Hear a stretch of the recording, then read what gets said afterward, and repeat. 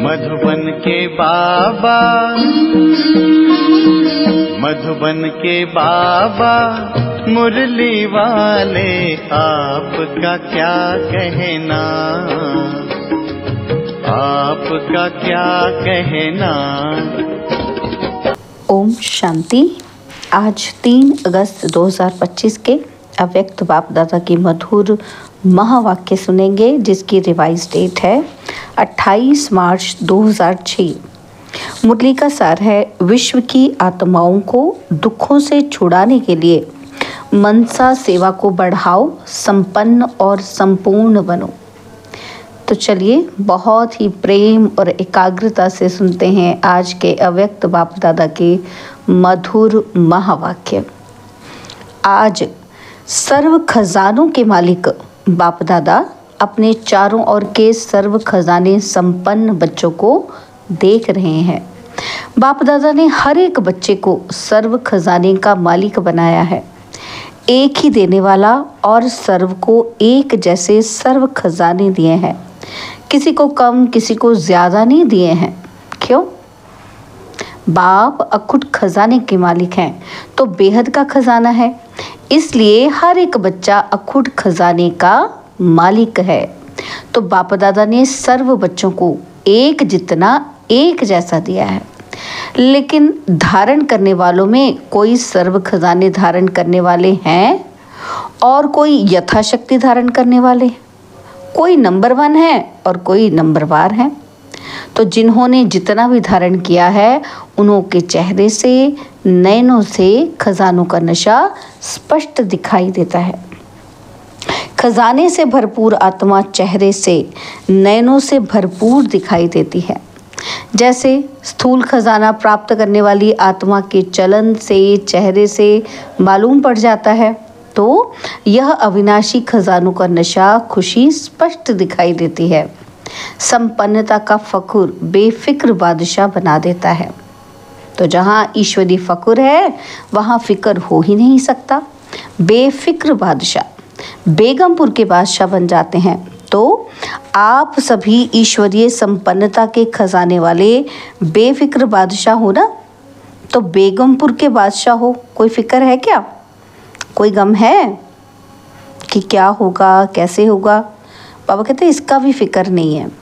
त्रिकालदर्शी स्थिति में स्थित रहने वाले जानते हो कि जो हो रहा है वह सब अच्छा, और जो होने वाला है वह और भी अच्छा। क्यों? ऐसा क्यों है? क्योंकि सर्वशक्तिवान बाप के साथी हो, साथ रहने वाले हो। हर एक को नशा है, फ़क्र है कि बाप दादा सदा हमारे दिल में रहते हैं और हम सदा बाप के दिल तख्त पर रहते हैं। तो ऐसा नशा है ना। तो जो दिल तख्त नशीन है, उनके संकल्प तो क्या स्वप्न में भी दुख की लहर लहस भी नहीं आ सकती, थोड़ी सी भी नहीं आ सकती। क्यों? क्योंकि सर्व खजानों से भरपूर हैं, और जो भरपूर चीज़ होती है उसमें हलचल नहीं होती। तो चारों ओर के बच्चों की संपन्नता देख रहे थे। हर एक का बाप दादा ने जमा का खाता चेक किया। खजाना तो अखुट मिला है, लेकिन जो मिला है उस खजाने को कार्य में लगाते खत्म किया है कि अब मिले हुए खजाने को कार्य में भी लगाया है और बढ़ाया भी है। बाबा कहते खजाने मिले ना बच्चों को, तो बाबा क्या चेक कर रहे हैं कि बच्चों ने सिर्फ जो मिला हुआ उसको यूज़ किया, खर्च किया, कि खर्च के साथ साथ बढ़ाया भी है। तो बाबा कहते कितनी परसेंटेज में हर एक के खाते में जमा है, ये चेक किया। क्योंकि ये खजाना सिर्फ अब इस समय के लिए नहीं है, ये खजाना तो भविष्य में भी साथ में चलना है। जमा किया हुआ ही साथ जाएगा। तो परसेंटेज देख रहे थे, तो क्या देखा बाबा ने? क्या देखा कि सेवा तो सभी बच्चे यथा योग व यथाशक्ति कर रहे हैं, लेकिन सेवा का फल जमा होना, उसमें अंतर हो जाता है। कई बच्चों का जमा का खाता देखा, सेवा बहुत करते हैं, लेकिन सेवा करने का फल जमा हुआ या नहीं, उसकी निशानियां क्या होंगी? बाबा कहते कैसे पता चलेगा कि हम जमा कर रहे हैं? तो सेवा कोई भी हो, चाहे मनसा, चाहे वाचा, चाहे कर्मणा, तीनों में 100% मार्क्स होती है और तीनों में 100 ही है। सेवा तो की, लेकिन अगर सेवा करने के समय व सेवा के बाद स्वयं अपने मन में अपने से संतुष्ट हैं और साथ में जिनकी सेवा की, जो सेवा में साथी बनते हैं या सेवा करने वाले को देखते हैं सुनते हैं, वो भी संतुष्ट हैं, अगर संतुष्ट हैं तो समझो जमा हुआ। तो स्व की संतुष्टता सर्व की संतुष्टता नहीं है। तो क्या होगा? बाबा कहते हैं परसेंटेज का जमा कम हो जाएगा। स्वयं तो हम संतुष्ट हैं लेकिन और हमसे संतुष्ट नहीं है तो क्या होगा? जमा होगा आपका लेकिन कम होगा। तो यथार्थ सेवा की विधि पहले भी बताई है। क्या बताई? कि 3 बातें विधि पूर्वक हैं तो जमा है। वो सुनाया ना आपको कि एक निमित्त भाव और दूसरा निर्माण भावना और तीसरा निर्मल स्वभाव, निर्मल वाणी। भाव, भावना और स्वभाव, बोल, अगर ये 3 बातों में से एक बात भी कम है ना, बाबा कहते 1 है 2 नहीं है, या 2 है 1 नहीं है, तो वो कमज़ोरी जमा की परसेंटेज कम कर देती है। तो 4 ही सब्जेक्ट में अपने आप को चेक करो, क्या चारों ही सब्जेक्ट में हमारा खाता जमा हुआ है? ये चेक करना है। क्यों करना है चेक? क्योंकि बाप दादा ने देखा कि कईयों की 4 बातें जो सुनाई ना बाबा ने, भाव, भावना, है ना, तो बाबा कहते हैं उस प्रमाण कई बच्चों का सेवा समाचार बहुत है लेकिन जमा का खाता कम है। बच्चों ने सेवा तो की है लेकिन खाते में कम जमा हुआ है। तो बाबा कहते हैं हर खजाने को चेक करो। कौन से खजाने? कि ज्ञान का खजाना, अर्थात जो भी संकल्प कर्म किया वो नॉलेजफुल होकर किया, साधारण तो नहीं हुआ। योग अर्थात सर्वशक्ति का खजाना भरपूर हो। तो चेक करो कि हर दिन की दिनचर्या में समय प्रमाण जिस शक्ति की आवश्यकता है उसी समय वो शक्ति ऑर्डर में रही। मास्टर सर्वशक्तिवान का अर्थ ही है मालिक। ऐसे तो नहीं कि समय बीतने के बाद शक्ति का सोचते ही रह जाएं। अगर समय पर ऑर्डर करने पर शक्ति इमर्ज नहीं होती तो बाबा कहते एक शक्ति भी अगर ऑर्डर में नहीं चला सकते हो तो फिर निर्विघ्न राज्य के अधिकारी कैसे बनेंगे? ठीक है ना। तो अगर शक्ति हमारे काम में नहीं चल रही तो फिर कैसे अधिकारी बनेंगे? तो शक्तियों का खजाना कितना जमा है, जो समय पर कार्य में लगाते हैं वो जमा होता है। तो चेक करते जा रहे हो कि मेरा खाता क्या है, क्योंकि बाप दादा को अभी बच्चों से अति प्यार है। बाप दादा यही चाहते हैं कि सभी बच्चों का जमा का खाता भरपूर हो, तो धारणा में भी भरपूर। और बाबा कहते धारणा की निशानी है कि हर कर्म गुण संपन्न होगा। जिस समय जिस गुण की आवश्यकता है वह गुण चेहरे चलन में इमर्ज दिखाई दे। अगर कोई भी गुण की कमी है, मानो सरलता के गुण की कर्म के समय आवश्यकता है, मधुरता की आवश्यकता है, तो चाहे बोल में चाहे कर्म में अगर सरलता मधुरता के बजाय थोड़ा भी आवेशता या थकावट के कारण बोल मधुर नहीं है, चेहरा मधुर नहीं है, सीरियस है ना, तो फिर उसको गुण संपन्न तो नहीं कहेंगे ना।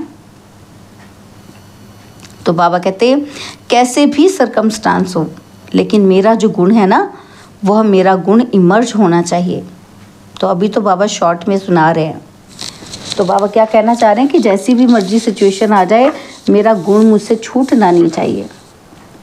तो ऐसे ही सेवा में सेवाधारी की सबसे अच्छी निशानी है, क्या निशानी है? कि वो स्वयं भी सदा हल्का, लाइट और खुशनुमा दिखाई दे। और सेवा का फल तो है खुशी। अगर सेवा करते खुशी गायब हो जाती है तो सेवा का खाता जमा नहीं होता।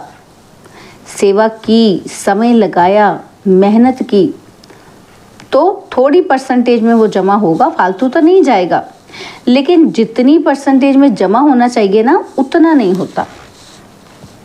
तो ऐसे ही संबंध संपर्क की निशानी है कि दुआओं की प्राप्ति हो उससे। जिसके भी संबंध संपर्क में आए उनके मन से आपके प्रति दुआएं निकले कि बहुत अच्छा। बाहर से नहीं निकले, दिल से निकले, दिल से दुआएं निकले। और दुआएं अगर प्राप्त हैं तो दुआएं मिलना ये बहुत सहज पुरुषार्थ का साधन है। दुआएं बहुत आसानी से बिना मेहनत किए हमें आगे बढ़ा देती हैं। तो बाबा कहते भाषण नहीं करो, चलो मनसा सेवा भी इतनी पावरफुल नहीं है, कोई नए नए प्लान नहीं बनाने आते हैं तो कोई हर्जा नहीं है।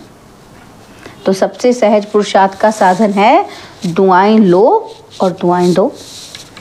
ऐसे बाप दादा कई बच्चों के मन के संकल्प रीड करते हैं।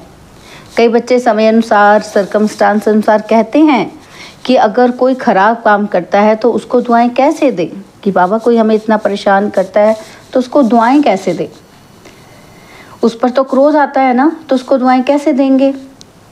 और फिर क्रोध के तो बाल बच्चे भी बहुत हैं।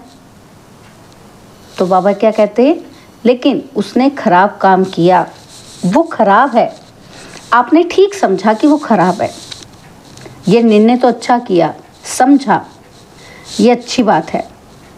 तो बाबा कहते हैं लेकिन एक होता है समझना और दूसरा होता है उनके खराब काम और खराब बातों को अपने दिल में समाना। देखो बाबा ने कितनी बारीकी से हमें समझा रहे हैं। बाबा कहते हैं समझना और समझाना दोनों में फर्क है।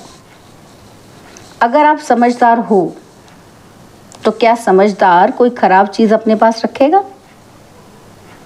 लेकिन वो खराब है और आपने दिल में समाया, अर्थात आपने खराब चीज को अपने पास रख लिया, संभाल ली उसको। समझना अलग चीज है, समाना अलग चीज है।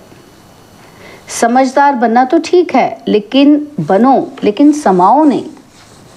ये तो ऐसे ही है ना, ये समा लिया, ऐसे समझ करके व्यवहार में आना ये समझदारी नहीं है। तो बाप दादा ने चेक किया कि अभी समय ऐसे समीप नहीं आना है, आपको लाना है।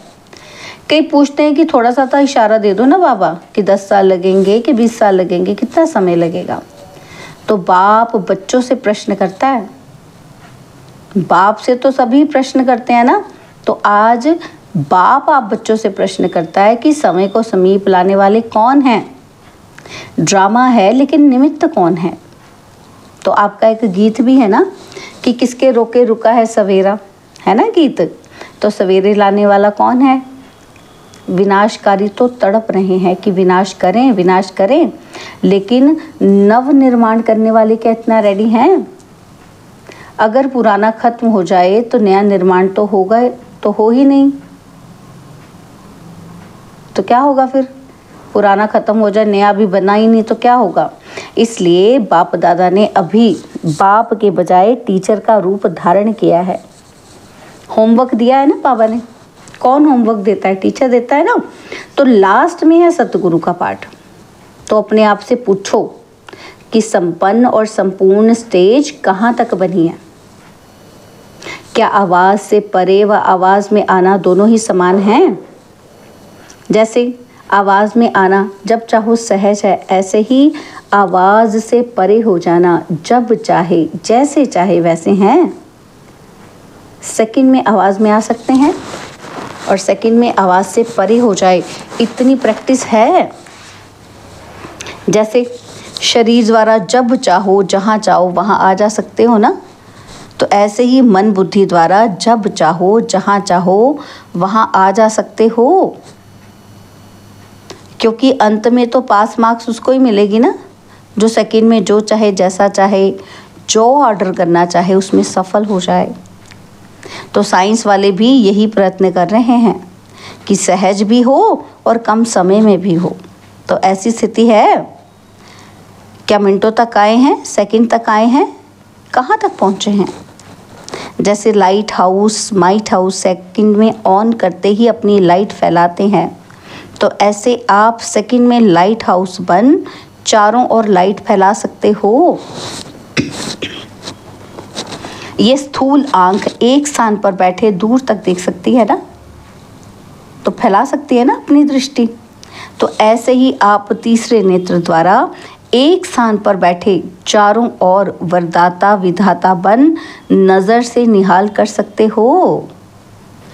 अपने को सब बातों में चेक कर रहे हो, इतना तीसरा नेत्र क्लीन और क्लियर है।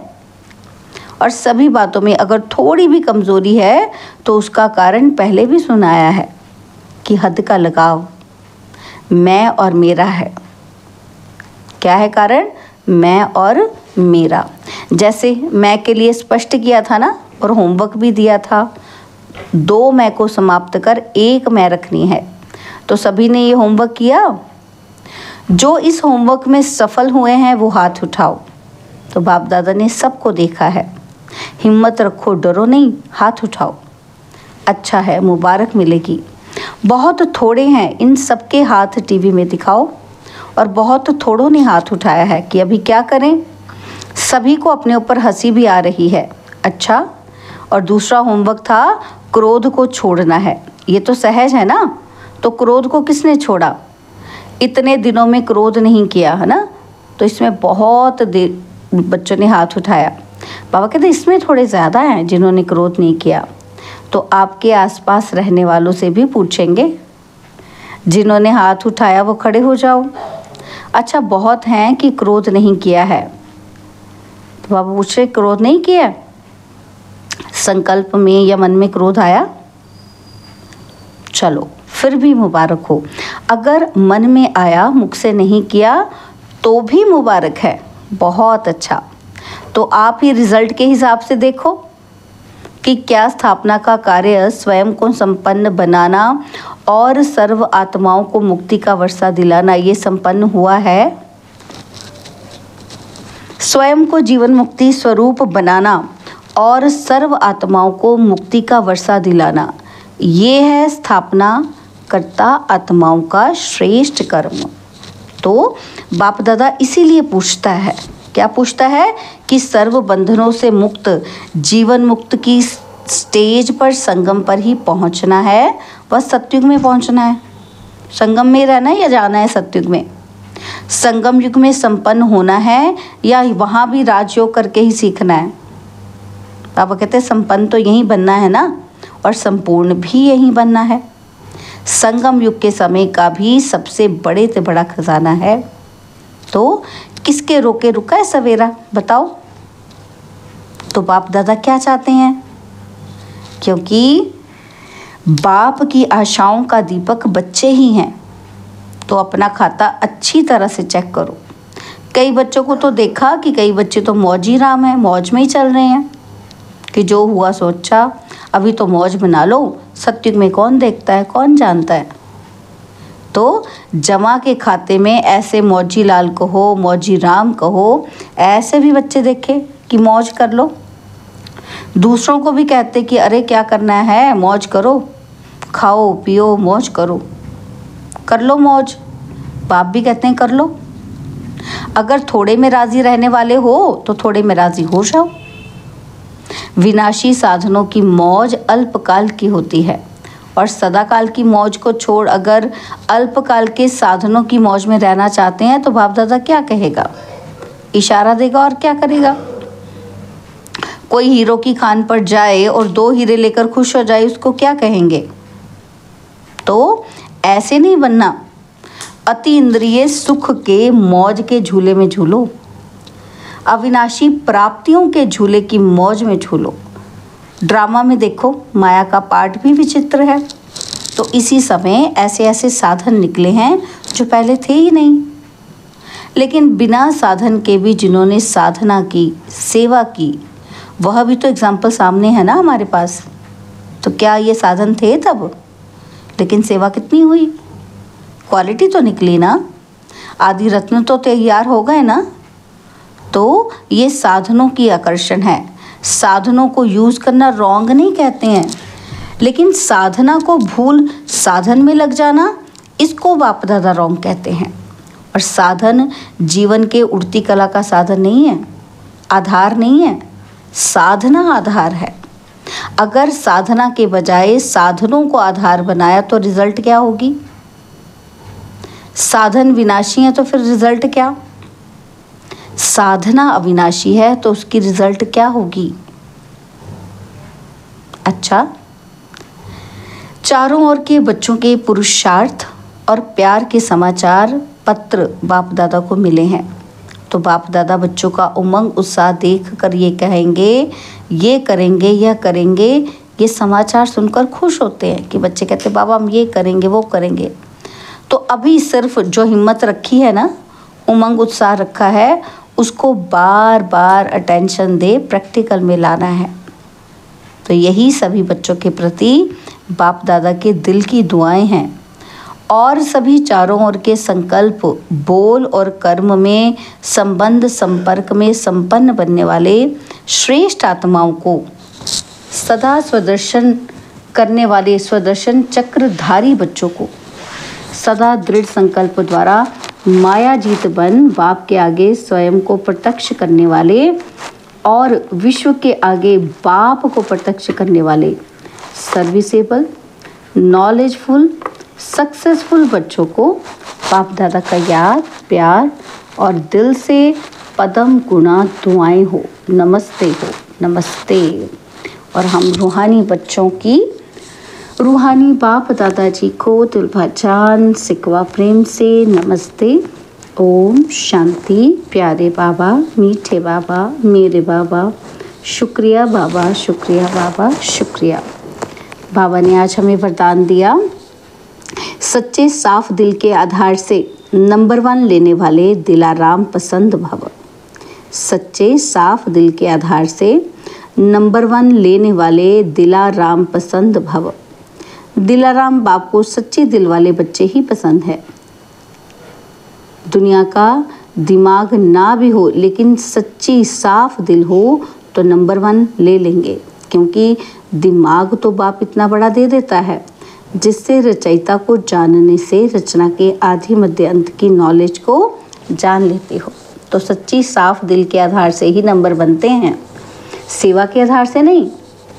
सच्चे दिल की सेवा का प्रभाव दिल तक पहुंचता है और दिमाग वाले नाम कमाते हैं और दिल वाले दुआएं कमाते हैं।